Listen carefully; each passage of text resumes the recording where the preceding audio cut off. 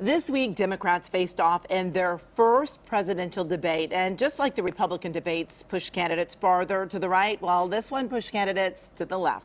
Dr. Fernanda Guerra from Loyola Marymount joins us now to talk about it. We want to welcome you back to the show. Let's start out with the Democratic debate. Now, the numbers obviously are quite different from the Democratic versus the Republican because they have so many candidates there. But how else did it really differ, this debate?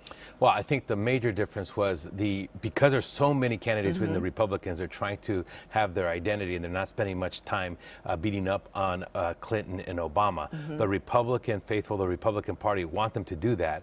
And there are enough of them doing that they say, well, that's being done. Let me talk about myself. Here in the Democratic debate, you had them really unified about going against the quote-unquote crazy Republicans, number one, and having the same type of themes. And number two, the big thing is they didn't attack the front runner. Here it's Hillary Clinton. While there were some disagreements, there wasn't an attack. On the Republican side, you see them taking on Trump increasingly more because he's a front runner and other candidates because they have to pull themselves out. A very different dynamic. And you mentioned that they agreed on most things, but let's talk about what they disagreed on. Yeah, the one big thing that they did disagree on in the Democratic debate was gun control.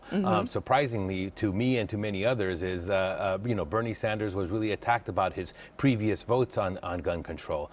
The typical idea that we have about Democrats is that they're more for gun control, and I think Hillary Clinton is on that area, and so are the other three, and Sanders not. And that this was the one wedge issue within the Democratic primary that Hillary can use against Sanders. So that was, I think, the big disagreement.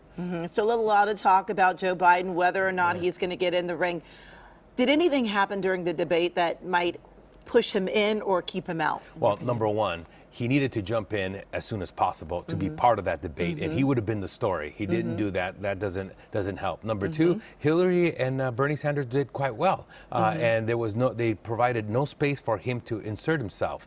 And so I think that this debate helped him stay out of the race. Whether he ultimately comes in or not is still up in the air, but I think it pushed him further away from entering the race. Okay, we want to switch gears a little bit about the governor taking some action on some bills that passed the legislature.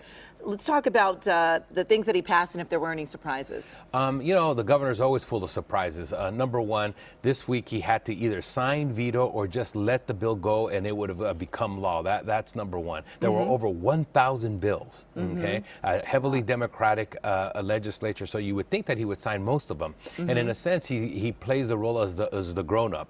And so the big theme is fiscally conservative. If the bill costs too much and it really didn't hit his wheelhouse, he vetoed it. A second theme was really about climate change. Man, there were a lot of climate change bills, significant bills, and he was very supportive of those. So he signed quite a bit of those. Another group of bills were, in terms of voting rights. While he vetoed one, he signed quite a few others, including universal registration.